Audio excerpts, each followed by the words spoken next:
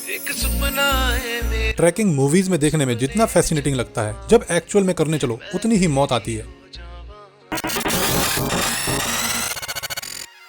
थोड़ी ही देर में एहसास हो जाता है कि ये वैसा तो नहीं लग रहा जैसा वीडियोस में देखा था। और ये मेरे पैरों को क्या हुआ, ये सीधे क्यों नहीं चल पा रहे हैं? अरे चलेंगे कैसे? स्विगी, जोमेटो, इंस्टामार्ट यूज कर करके तुम्हारे पैर अब उस काबिल नहीं रहे कि तुम्हारा बोझ उठाएं। पहाड़ चढ़ना तो भूल ही जाओ। यही बात मैंने सुमित को समझाई, लेकिन उसको पता नहीं कौन सा ट्रैकिंग का भूत सवार था। बोला भाई ट्रैक पे चल, मुझे चुनौतियों से डर नहीं लगता। मैंने बोला चल, अब लगने लगेगा।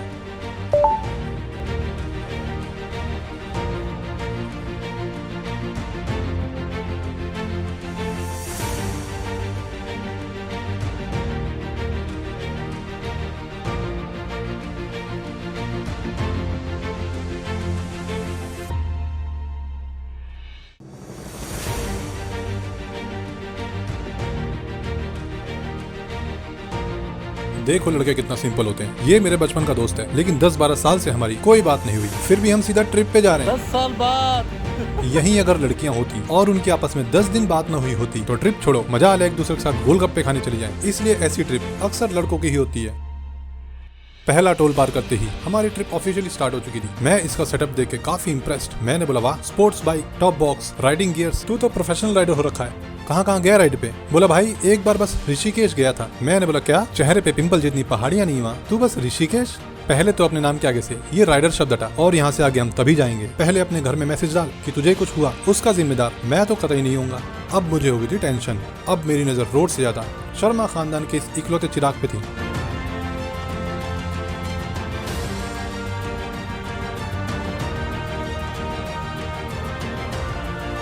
जैसे ही हम पहुंचे हरिद्वार, हमको मिली जोर की बारिश। ये बोला भाई यहीं रुक जाएं क्या? मैंने बोला पूरे गांव भर को बता के आए हैं कि ट्रैक पे जा रहे हैं। फ्राइडे को सिक लीव लेके 3 दिन हरिद्वार रुक के वापस जाएंगे तो जमाना हंसेगा हम पे। एटलीस्ट ऋषिकेश चलते हैं, वहीं किसी पेड़ के नीचे टेंट लगा के माउंटेन्स कॉलिंग का स्टेटस लगा देंगे। ऋषिकेश के अपने अलग ही दुख हैं। अब ये पहले जैसा शांत नहीं रहा। यहाँ लगता है किलोमीटरों में जाम। क्यों? क्योंकि दिल्ली एनसीआर वालों को एक अलग ही ऑब्सेशन है ऋषिकेश को लेकर। उनको पता नहीं है कौन सी जड़ी बूटियां मिल रही हैं जो हर वीकेंड मुंह उठा के यहाँ चले आ रहे हैं।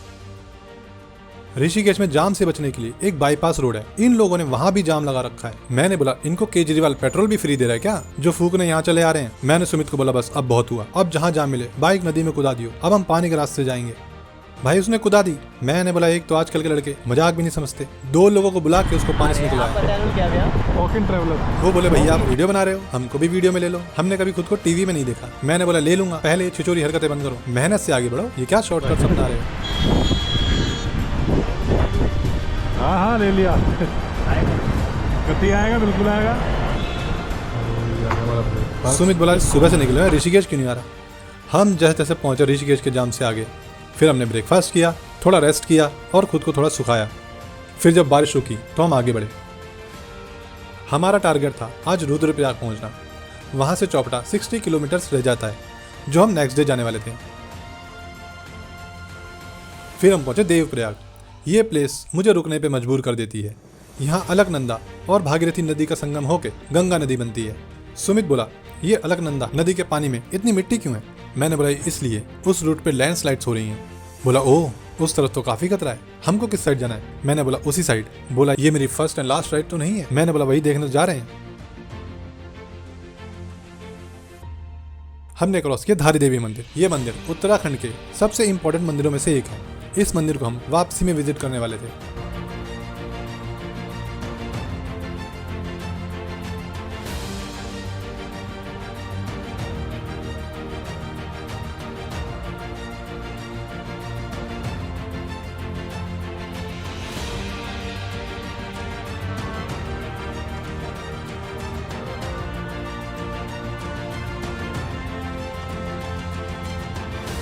एक दूसरे पे नजर रखते हुए हम आगे बढ़ रहे थे और अचानक से देखते हैं हमारे चारों तरफ सफेद बादलों की चादर छा गई। हम लोग बादलों से भी ऊपर आ गए। मैंने बोला ये कहाँ आ गए हम? ये हम स्वर्ग आ गए क्या? ये कौन सी लोकेशन लगाई तूने मैप में? सुमित बोला भाई स्वर्ग आ गए हैं तो अप्सराएं भी होंगी। मैंने बोला हाँ हो सकती हैं। फिर हम थोड़ी देर वहीं बैठ गए। फिर काफी देर वेट करने के बाद बोले लगता है ये वो स्वर्ग नहीं है जो हम सोच के बैठे हैं।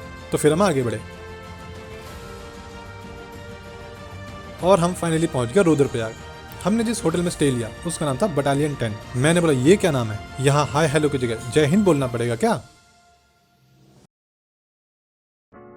खैर नेक्स्ट मॉर्निंग हम लोग रेडी थे चौपटा जाने के लिए। मैं रेडी था। सुमित को सेटअप करना था। Top box, riding gears, 2 mobile, एक नेविगेशन के लिए और एक कॉल के लिए। मैंने बोला मेरा तो एक ही मोबाइल दोनों काम कर लेता है, ये तुझे रोज रोज करना पड़ता है क्या? सुमित अपना सेटअप करने में बिजी था, तभी एक अजीब सा प्राणी आया। बोला आप लोग ताजमहल देखने जा रहे हैं। 1 मिनट को तो सुमित भी टेंशन में आ गया, कहीं हम आगरा तो नहीं आ गए। फिर कुछ सेकंड सोच के बोला हाँ हम ताजमहल देखने जा रहे हैं पंडित जी। वो बोला मुझे भी ले चलो। सुमित बोला मेरे पास जगह नहीं है।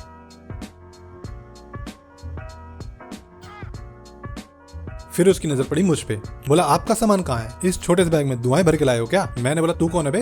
बोला मुझे भी ले चलो। मैंने बोला मेरे पास जगह नहीं है। बोला पीछे की सीट खाली तो पड़ी है। मैंने बोला दिख नहीं रहा कोई बैठा है? और मैंने पीछे मुड़ के बोला अरे नीचे बैठ जाओ, क्या हर टाइम हवा में लटकी रहती हो और सबको नहीं दिखती हो क्या? हम वहाँ 2 दिन और रुके और वो इंसान हमें दोबारा नहीं दिखा। सुमित बोला भाई ऐसे मजाक मत किया अगर, लोगों को अटैक आ जाते हैं। मैंने बोला मैं मजाक नहीं कर रहा। सुमित बोला लोग छोड़, मुझे भी अटैक आ जाते हैं। फिर हम चल दिए चौपटा की तरफ। रुद्रप्रयाग से चौपटा गूगल मैप में 2.5 घंटे दिखा रहा था। हमको निकले हुए 4 घंटे से ऊपर हो चुके थे और अभी भी चौपटा 44 किलोमीटर दूर था। सुमित बोले चौपटा आ क्यों नहीं रहा है, ये आगे खिसक रहा है क्या? मैंने बोला हर मोड़ पे तो हम वीडियो बनाने रुक जा रहे हैं, ऐसे तो अगले 2 दिन और नहीं आएगा। हम एक्स्ट्रा बैटरीज लाए थे ताकि हम चौपटा की वीडियोस बनाएंगे। सारी बैटरीज हमने रास्ते में ही ड्रेन कर दी। अब वहां जाके क्या लोगों से स्केचेस बनवाएंगे कि ऐसे दिखता था चौपटा?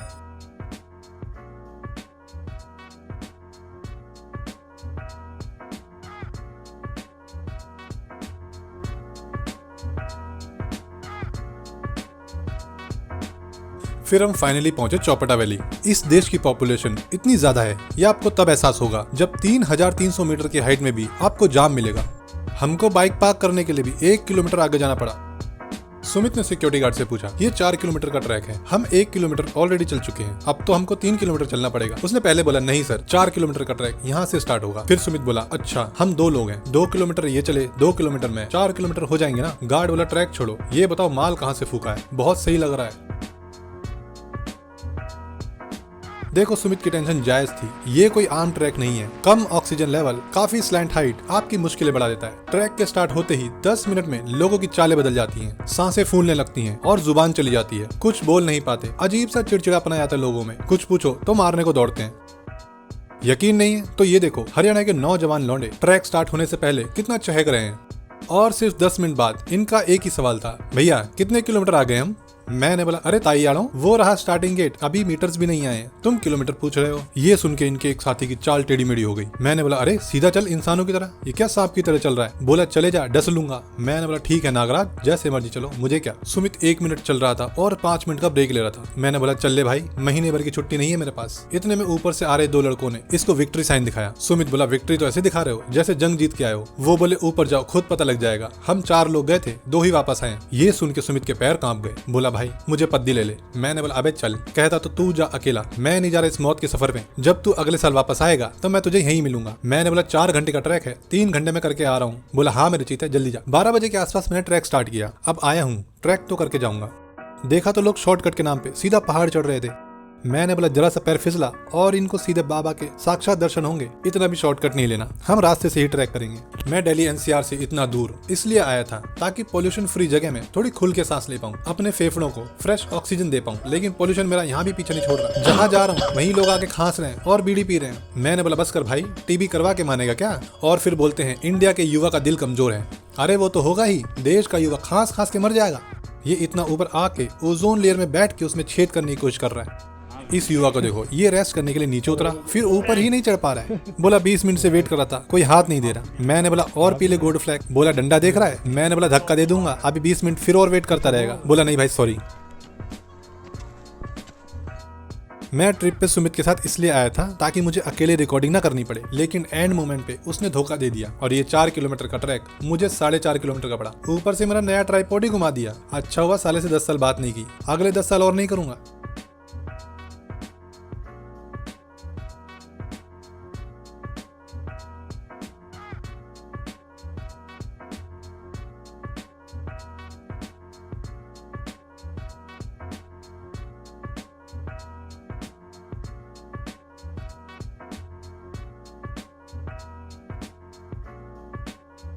मैंने देखा एक आंटी बोल रही हैं अरे मंदिर आ गया।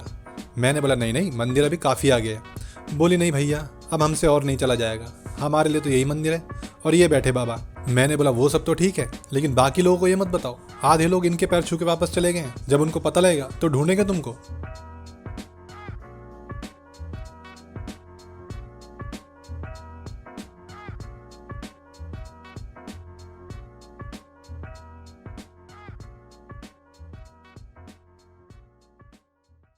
फिर मैं फाइनली पहुंच गया दुनिया के सबसे ऊंचे शिव मंदिर पे, जो सी लेवल से तकरीबन 3300 मीटर की हाइट पे सिचुएटेड है और जो पंच केदारों में से भी एक है। ये मंदिर महाभारत काल से जुड़ा हो। कहते पांडवों ने यहाँ के तपस्या की थी। यहाँ पहुँच के मन को जो शांति मिलती है वो शब्दों से परे है।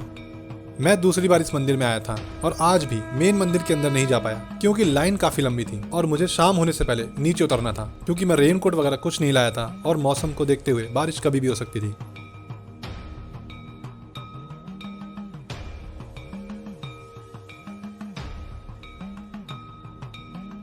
यहाँ से 1 किलोमीटर ट्रैक करके है चंद्रशिला पीक। वहाँ से आपको हिमालयाज के अमेजिंग व्यू दिखेंगे। कई फेमस पीक्स जैसे नंदा देवी, त्रिशूल, केदार पीक, बंदर पूंछ और चौखंबा पीक्स भी दिखती हैं। बट फॉग इतना ज्यादा था कि मुझे कभी कभी अपने फीट ही नहीं दिख रहे थे। ये चाइना की पीक्स कहाँ से दिखती, तो मैंने ऊपर जाने का प्लान कैंसिल कर दिया। वहाँ मैं लास्ट टाइम गया था तब काफी क्लियर वेदर था और मुझे ये सारे पीक्स क्लियरली दिखे थे।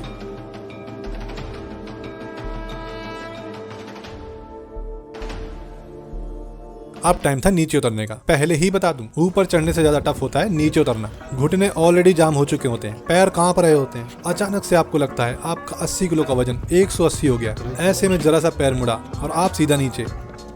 जब मैं हाफ नीचे आ गया मुझे दिखा वही नागराज। वो भी है भैया।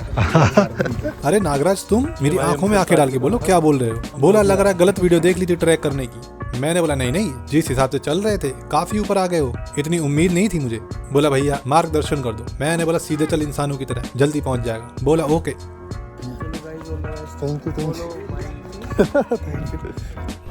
लोगों का अभिवादन स्वीकार करते हुए मैं नीचे आ रहा था। मुझे मिले कुछ हरियाणा वासी। कहाँ से हो? बोले जय हरियाणा। मैंने बोला वो सब तो ठीक है, गाड़ी सीधी चलाया करो। इतनी क्या जल्दी होती है तुम लोगों को गाड़ी के एयर बैग्स चेक करने की कि सही से काम कर रहे हैं या नहीं। चलो इसको खाई में कुदा के देखते हैं। वो बोला नीचे व्हाइट कलर की स्कॉर्पियो खड़ी है, उसमें एक गन है। मैंने बोला तो कह रहा लेके खुद को गोली मार लियो, हमको उतरने में थोड़ा टाइम लग जाएगा।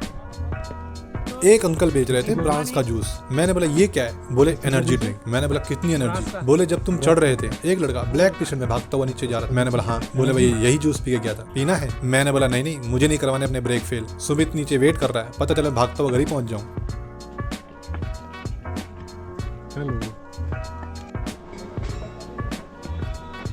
अब जो भी मुझे मिल रहे थे, पहले मैं पूछ रहा था हरियाणा से तो नहीं हो? बोले नहीं। मैंने बोला फिर ठीक है, मुझे शौक नहीं गोली खाने का। हर महादेव। कहाँ से हो? मेवाड़ राजस्थान से। अरे वाह, बहुत दूर से आ गए।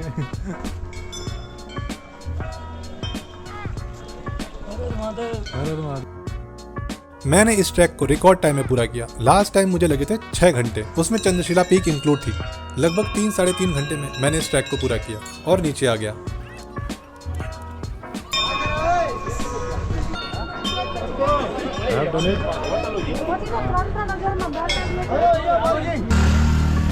तुमनाथ से लंबा तो ये ट्रैक पड़ गया।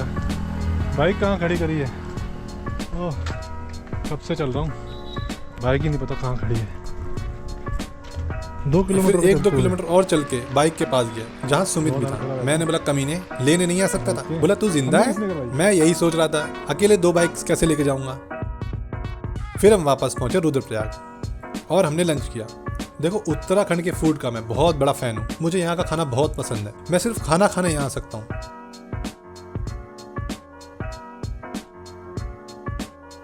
अब टाइम था वापस जाने का। हम बड़े ही बेमन से बैग पैक कर रहे थे। मैंने बोला भाई मन भले ही उदास हो लेकिन अपने बैग में अपना ही सामान रखियो।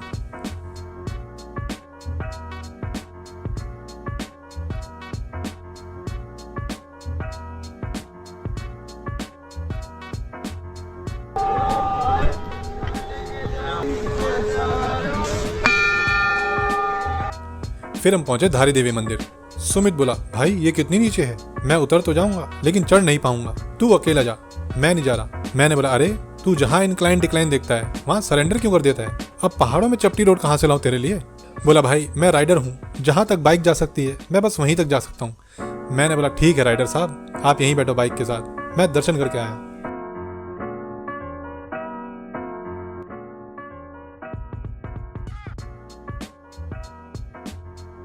दोस्तों धारी देवी को उत्तराखंड की और स्पेशली यहाँ के 4 धाम बद्रीनाथ, केदारनाथ, यमुनोत्री और गंगोत्री की रक्षक माना जाता है।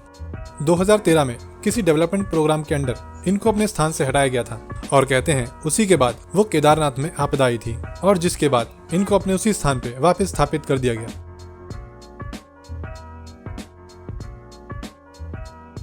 तो ये थी दोस्तों हमारे चोपटा ट्रिप की वीडियो। मिलते हैं आपसे नेक्स्ट वीडियो में। वीडियो को शेयर करो या ना करो, ट्रैकिंग जरूर करते रहो। Stay healthy and stay fit. See you in the next video.